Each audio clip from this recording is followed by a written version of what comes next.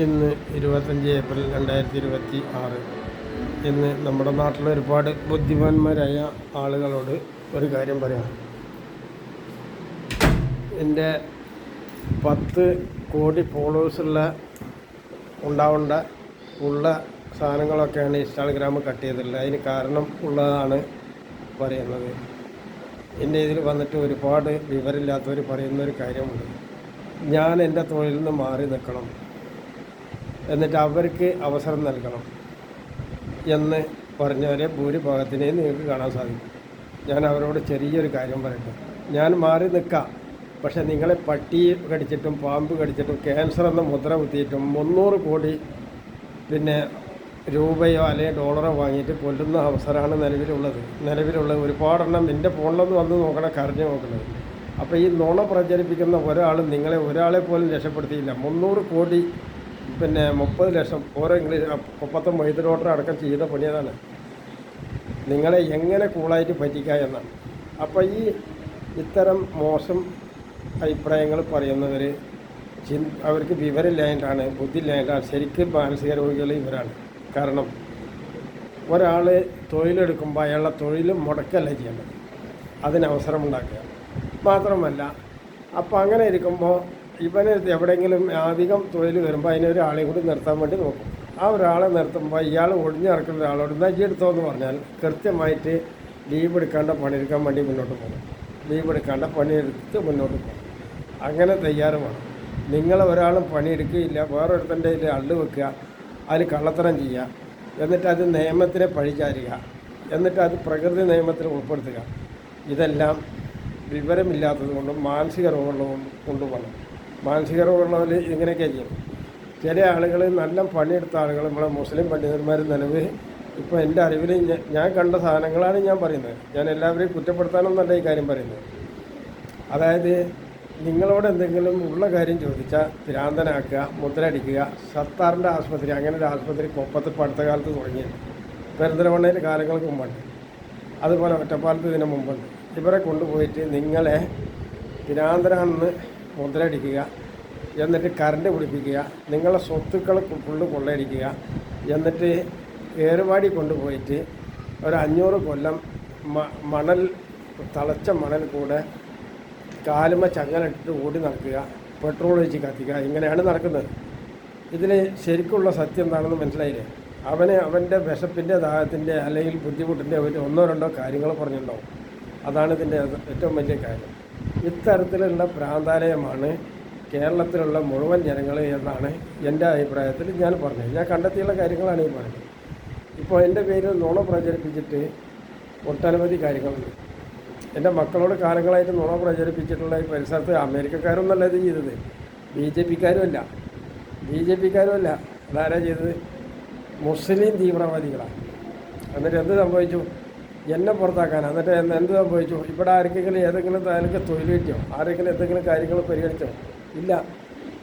നിങ്ങളുടെ ഏതെങ്കിലും പ്രശ്നത്തിന് പരിഹാരം കണ്ടോ ഇനി ഇവർ 10,000 നൂറ്റാണ്ട് നിന്നാലും അങ്ങനെ തന്നെ. ഇപ്പോൾ ആളുകളത് പറയാൻ തുടങ്ങി.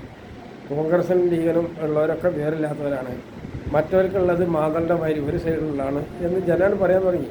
ഇടതുപക്ഷക്കാർക്ക് ഒരു സൈഡുണ്ട്, മറ്റേ സൈഡില്ല. അതായത് തട്ടിപ്പാക്കേണ്ടതും അവരുടെ കൂടെ നിൽക്കുന്നവർക്ക് എല്ലും കഷ്ണം എറിയേണ്ടതും മാത്രം, മറ്റുള്ളവർക്ക് അതുമില്ല. അതായത് 3000 കൊല്ലം കോൺഗ്രസിനും ലീഗിനും ഭരണം കിട്ടിയാൽ ഈ വയസ്സന്മാർക്ക് ഒരു 10,000 രൂപ പെൻഷൻ കൊടുക്കാനുള്ള ബുദ്ധിയൊന്നും അവർ കണക്കിൽ ഉണ്ടാവില്ല, അത് ഉറപ്പാണ്. അപ്പോൾ ഇതൊക്കെ ഒരു സത്യമാണ്. അപ്പോൾ ഇത് ശരിക്കും ആലോചിക്കണം. ഞാനിത് എന്തിനാണ് പറഞ്ഞത്? എൻ്റെ ഭാര്യ നുണ പറഞ്ഞ് ഗണിപ്പിച്ച് കൊന്നതിൽ നിങ്ങൾക്ക് എന്ത് ലാഭം കിട്ടി? കേരളത്തിൻ്റെ പൊതുസമൂഹമേ, മുസ്ലിം പണ്ഡിതന്മാരെ, എന്ത് ലാഭമാണ് നിങ്ങൾക്ക് കിട്ടിയത്? മുസ്ലിം തങ്ങന്മാർ ഒരുപാട് മൈൻഡ് ചെയ്തിട്ട് നടന്നില്ല. നിങ്ങൾക്ക് നിങ്ങളുടെ ലാഭം നടത്തി. മനസ്സിലായില്ലേ? ഞാൻ ഒരുപാട് ഈ സത്യം പറഞ്ഞതിൻ്റെ പേരിൽ ഒരുപാട് ഭാഗത്ത് പോയി എല്ലായിടത്തും രക്ഷപ്പെടാൻ ചെയ്തു. എന്താ അങ്ങനെ വരാൻ കാരണം? എല്ലായിടത്തും പ്രായോഗികമായിട്ട് എൻ്റെ മക്കളെ ഇപ്പം ഞാൻ പല സ്ഥലങ്ങളിലും മരുന്ന് ചെയ്ത് അവിടെ വീഡിയോ പിടിക്കാൻ എൻ്റെ പേരക്കുട്ടികളെ അവർ മരുമക്കൾ വിട്ടുതരില്ല. അത് മക്കൾ പറഞ്ഞിട്ട് തകരാറുണ്ടായിരിക്കുക. എന്നിട്ട് എന്ത് നേടി നിങ്ങൾ? എന്താ നേടിയത്? നിങ്ങൾക്ക് കിട്ടേണ്ട സാധനം നമ്മൾ മറ്റുള്ളവർക്ക് എടുത്ത് കൊടുക്കൂലേ? നിങ്ങളത് പറയും. നിങ്ങൾ വിചാരിച്ചാൽ അത്രയേ ഉള്ളൂ. അതായത് കൊമ്പി തുല്യ കൊട്ടത്തളത്തിൽ കൂടുതൽ തുല്യാൽ അവിടെ ഉണ്ടാവും കൂട്ടാൻ ചട്ടി, വേറെ ഒന്നും സംഭവിക്കില്ല. ആദ്യം നിങ്ങളുടെ ബുദ്ധി എല്ലാവരെയും മാറ്റം വരുത്തണം. നമ്മളെല്ലാവരും കൂടി കൂട്ടുകൂടിയിട്ട് അമിതമായി ജോലി ചെയ്യേണ്ട ഒരാൾക്ക് ഇവിടെ ജീവിക്കാൻ സാധിക്കില്ല. എൻ്റെ നാശനഷ്ടം ഉണ്ടാക്കിയോണ്ടോ ഞാൻ മൂലയിൽ ഇരുന്നതുകൊണ്ടോ പിന്നെ നിങ്ങൾക്ക് ഒരാൾക്കും വിജയം ഉണ്ടാവില്ല, പരാജയം മാത്രമേ ഉണ്ടാവൂ. എല്ലാ കാര്യത്തിലും പരാജയം ഉണ്ടാവും. ഇനി മൊത്തം നിങ്ങൾ നശിക്കുകയേ ചെയ്യും. ഇപ്പോൾ കണ്ടില്ലേ, കൊറോണ വൈറസ് വിട്ടുപോയില്ല എന്ന് പറഞ്ഞിട്ട് താറാറ് വരുന്നത് എന്നെ സ്റ്റാൻഡിങ്ങിലായി നിൽക്കാൻ പറ്റാത്തതുകൊണ്ടാണ്. ഞാൻ നിൽക്കുന്നുണ്ട്, പക്ഷേ എന്നെ നിൽക്കാൻ സമ്മതിക്കാത്തത്. ഇത് ചെയ്യുന്നത് ഇവിടുത്തെ മുഴുവൻ വർക്ക്ഷോപ്പേരും പൂട്ടണം, മുഴുവൻ വർക്ക്ഷോപ്പേരും പൂട്ടണം. ഇവർ പൊതുജനങ്ങൾക്ക് ഹാനികരമായിട്ട് നുണ പ്രചരിപ്പിക്കുന്നു. മുഴുവൻ വാഹനത്തിൻ്റെ വർക്ക്ഷോപ്പുകൾ പൂട്ടണം, നുണ പ്രചരിപ്പിക്കുന്നതുകൊണ്ടാണ്. പൂട്ടിയേ പറ്റും. അതേമാതിരി പഴയ സാമാനം എടുക്കുന്നവർ ഫുള്ളായിട്ട് പൂട്ടണം. കാരണം മൊത്തം ജനങ്ങളെ കൊല്ലാനുള്ള ഐഡിയ ഇവർ രണ്ടു കൂട്ടർ കൂടിയിട്ടാണ്. അതേമാതിരി മുസ്ലിം പണ്ഡിതന്മാരെ ഫുള്ളായിട്ട് അടിച്ചു കൊല്ലണം, അല്ലാണ്ട് നടക്കില്ല. അല്ലാതെ നടക്കില്ല. കാരണം അവർ തമ്മാടിത്തരമാണ് ചെയ്യുന്നത്, തമ്മാടിത്തരമാണ് പറയുന്നത്. SDPI തമ്മാടിത്തരമാണ്, കൊലപാതകമാണ് ചെയ്യുന്നത്. ഈ തേറാറ് കൂടെ ചെയ്യൽ. ആദ്യം നിങ്ങൾ നിങ്ങളുടെ ബുദ്ധി ഒന്ന് പരിശോധിക്കണം. നിങ്ങൾ പല തവണ തോന്നിയാസം ചെയ്തത് കൊണ്ടല്ലേ ഞാനിത് പറഞ്ഞത്. നിങ്ങൾക്ക് ക്ഷമിക്കാനുള്ള ബുദ്ധി നിങ്ങൾക്ക് ഉണ്ടായില്ലോ. ഞാൻ നിങ്ങളോട് തെറ്റ് ചെയ്തിട്ടുണ്ടോ എന്ന് നിങ്ങൾ പരിശോധിച്ചോ? ചെയ്തോ? ഈ കൈ നിങ്ങളോട് വല്ല മോശം ചെയ്തിട്ടുണ്ടെന്ന് നിങ്ങളൊന്ന് പരിശോധിച്ചോ? എന്താ നിങ്ങളിങ്ങനെയൊക്കെ പറയേണ്ടായ കാരണം? എന്തിനാ എൻ്റെ മറ്റേ സൈബർ സെല്ലി സാധനമൊക്കെ പാടാൻ തയ്യാറായിട്ടുള്ളത്? ഞാനെന്തെങ്കിലും ദ്രോഹം ചെയ്തിട്ടുണ്ടോ? എൻ്റെ കാര്യങ്ങളെന്താ അത് നിങ്ങൾ തലക്കൊന്ന് ഫുള്ളായിട്ടൊന്ന് പരിശോധിച്ചാൽ, ഇടയിൽ കുറച്ച് പരിശോധിച്ചാൽ ഒന്നും കിട്ടില്ല. അതിന് നിങ്ങൾക്ക് ഒന്നും കണ്ടെത്താൻ പറ്റില്ല.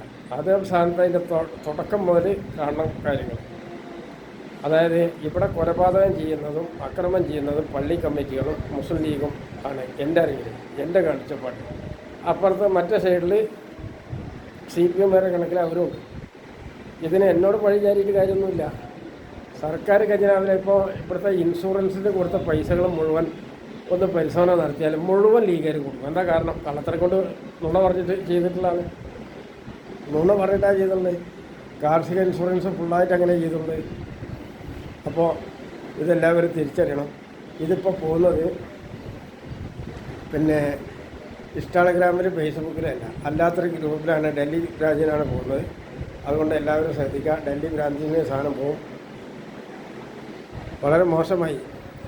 കേരളത്തിലെ മുസ്ലിം സമൂഹം ഫുള്ളായിട്ട് മോശമാണ്, മനുഷ്യർ ഫുള്ളായിട്ട് മോശമാണ്.